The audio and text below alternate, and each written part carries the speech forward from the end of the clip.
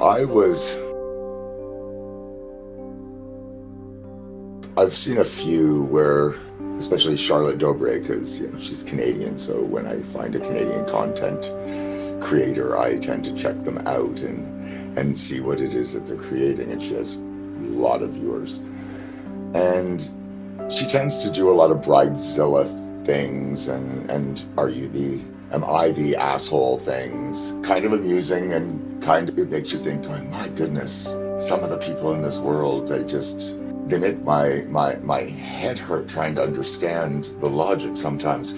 But I do recall that I have my own stories when I was listening to this wedding story of this makeup artist doing her first bridal party, going to the hotel room and knocking on the door at the time that she was supposed to be there, and hearing people being intimate inside.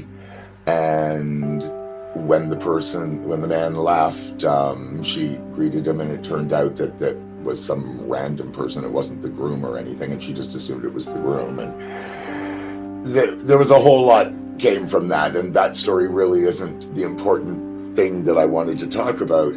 It was just that makeup artists, hairstylists, we tend to get privy to a lot of information that other people probably wouldn't be exposed to. Sometimes it's just because we're there and we're doing our work, and people forget that we're there and they just talk about whatever they choose to talk about.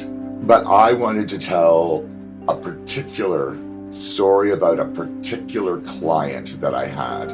And it was a gentleman when I was in Guelph working at Royal Cuts. I don't think any of that information is going to give it away. Even if the person sees this themselves, they probably won't even remember all of this, because I remember, because of all the extra work I went through, that I vowed I would never do again, and never have. But he was coming to me for probably about a year, getting his hair cut once a month. And we got to know each other the way that one does with a professional relationship between a client and the professional. Some things are not things that they would tell everybody. Usually things are business related, like men would talk to me about their, concerns about their hair thinning and things like that they may not even tell their spouse. Sometimes things aren't as serious as they think. Some things are perfectly normal. A lot of times people, especially women or anyone with longer hair, really it looks different to them when they lose 50 to 80 hairs a day, which is perfectly normal. Even then, that's just kind of a rough average. And in the spring and the fall, you tend to shed a little bit more, just like animals do with their fur. Hair is replaced. It's, we regenerate these things. So that is the standard process that our body does, is we lose layer of skin every night. We lose 50 to 80 hairs a day. These are all just natural things that happen to us that people don't necessarily realize, I guess. And when you have long hair, 50 to 80 hairs a day, if you see that in your sink or bathtub or anything, it looks like a lot more hair than it is. So I understand the concern. So when people discuss it with me, I get a chance to explain to them what is natural. And if you suddenly see more than this, then that would mean something. And if it's in the spring and the fall and you see a bit more, well, that's natural as well. So it's good to be able to have these conversations with professionals and professionals with their clients, because then people can learn what to be aware of and what to not be overly concerned with. Now, all of this prefacing to say that this man had a couple of more clients he introduced me to, his wife and his mistress, both of which he'd been seeing apparently for quite some time. And I guess he didn't think through the process, because he was always there with both of them, and that was good. But then they started coming in, just booking things on their own. Well, I saw both of these women were booked in at the same time, and I was a little concerned, going, he's coming, he's going to be here. He always shows up with one of them. And clearly he does not know that they're booked in at the same day, at the same time. Because as a stylist, I could apply a color to one of my clients, and while they are processing, I can work on another client, and then you go back and forth until they're both done. That is the natural process when one is doing those kinds of procedures. Well, I got on the phone and called him and let him know what was going on, and he did not know what to do. The women had already arrived, and he had to kind of show up. And I'm not proud of being complicit in the deception, because that's not what I was doing it for. I just knew I did not want drama where I worked, because the drama itself had nothing to do with us as a salon or me as a stylist. I was just professionally trying to work on clients that wanted me to work on their hair. That's all I was doing. So to avoid the drama, when I saw that he arrived, I went out, I met him, and I had him run errands for me because I was busy with these clients. And so he was too busy to actually pretend to be with either of them. And if either of them saw him, they were going to assume that he was there for them. And I didn't have to worry about anything else. But for the better part of 2.5 hours, I had to keep that man busy.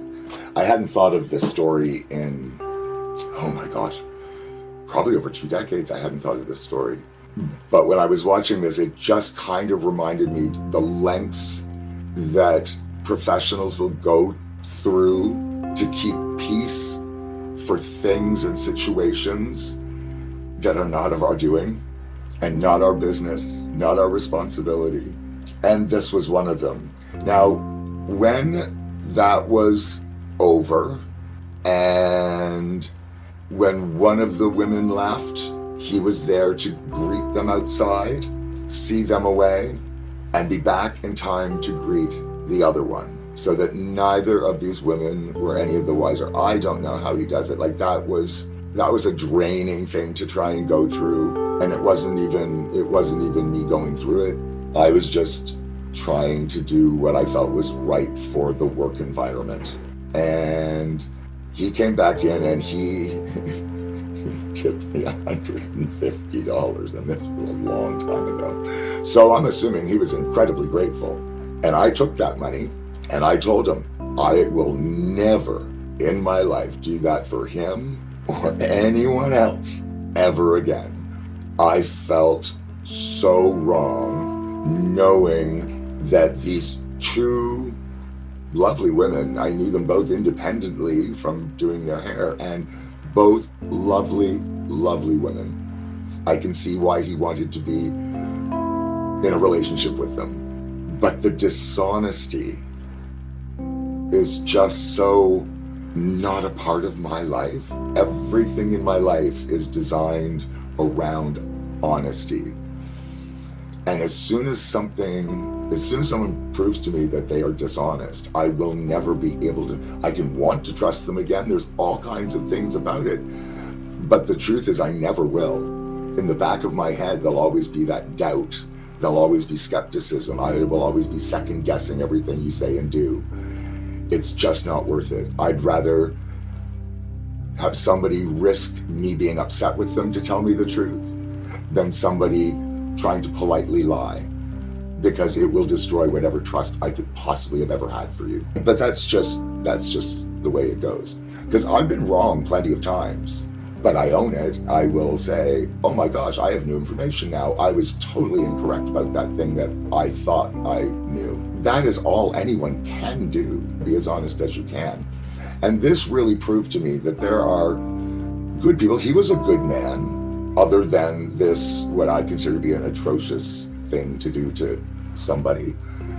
But yeah, that's a story of one of those things that I'm doing. And I've got tons of hairdressing stories. That was just a really eye-opening one for me personally, because I bent over backwards to accommodate something that went against my beliefs anyway.